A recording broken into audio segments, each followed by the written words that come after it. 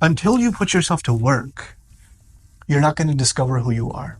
You're not going to know your strengths, and you're not going to know your weaknesses. Stop being afraid of work. Stop being afraid of jumping in, trying something, failing. Failure is good for you. It exposes the holes in the wall. It exposes what you need to work on. It also exposes the few things that you are good at, and maybe you should refine them even more. But that does not happen until you grind it out, until you throw yourself in the middle, in the mix. You know, I'd like you to think of the fact that, our ruh is from alam al-amr, but this life that Allah gave us here, in which we can put ourselves to work and discover ourselves, is not an unlimited life, is it?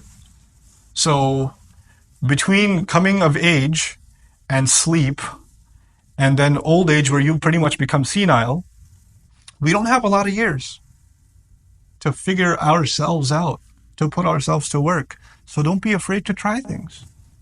Allah has given us this incredible adventure in the world. Don't be scared to try stuff. Try it. I mean, the fact that you've taken the adventure to try to learn Arabic is cool, but that's just the beginning. Try things in business. Try things in your education. Try things in, try a different kind of job. Try things. And if you live your life just afraid, I'm not sure if it's going to work or not. I'm not sure if I'm going to succeed at that or not. Those are the kinds of people that will only sit on the sidelines and not do anything in life. You have to stop being afraid of failure. You have to work on your shakila. You have to let go of that inhibition. And once you let go of it, amazing things will happen in your life. When you stop being depressed about failures. My favorite student, I've taught, Dream's been around for now 5. You guys are year number 5. It's crazy. You guys are year number 5. One of my favorite students of all time, I'm not going to name him. You know what his problem was? Allah created him not to learn Arabic. That's what I say about him. He's my favorite student. I love him to death. This guy, no matter how hard, and he studied harder than anyone else I know. Day in, day out, he's sitting in class, breaks, everybody else is playing ping pong or slapping each other. He's studying. People are taking lunch breaks. He's studying. He's buried in the notes. He's buried in review. He's always asking questions, studying. He's got piles and piles of notebooks that are filled up with his notes, and get another one and another one and another one. His hand's starting to hurt. No, I'm not going to use a laptop because that's for lazy people. I'm going to study. And he's one of my close friends. He and I used to hang out a lot before. I was like, hey, why don't you come learn some Arabic? He goes, yeah, I'll do it. And he jumps in. And then now during the year, I call him, hey, you want to go hang out, get some pizza or something? No, bro, I got to study. I'm his teacher during the day. And at night, I'm saying, hey, you want to go hang out? No, bro, I got to study. Thanks a lot. Click. And he, on so many exams, failed miserably. But I don't feel bad for him at all. That is effort worth doing. And there are people who did not apply themselves and got easy hundreds. And first of all, I don't even think it was worth their time, the education they received. And I don't respect what they did. I respect what he did. I'm going to try something and I'm going to give it my best. I'm not going to run at the first sign of failure. I'm not just going to walk away and just do something else. Where there's this idea that even the line of work you're going to do, the career, the pursuits you're going to make, the efforts you're going to make, so long as you find them enjoyable, you should do it. The moment you have a boring day or two, you should be like, I need to do something else. I'm going to move on to something else. Really? This is not Jannah. You have good days and bad days. This life is like that. When favors are being showered, everything's happy.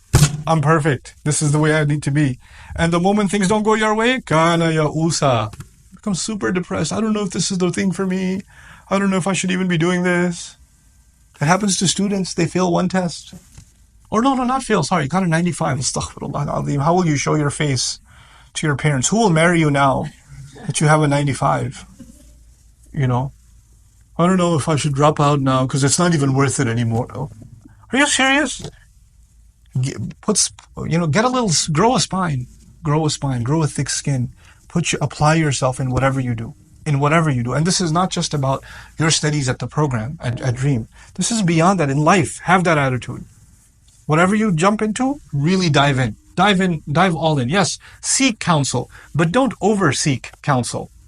Don't keep getting advice and not doing anything. You have a few people in your life you can trust. And sometimes some people, they get into this habit where they like to get advice from people they know they're going to get two different answers. Because they live off of the confusion. They feed off of it. They use that as a scapegoat to not do anything. Well, he said this, but you said this. And they wait for you to say something and say, but he said this. You could have told me that before I told you anything, but you know what? Seek advice, but seek advice with a purpose.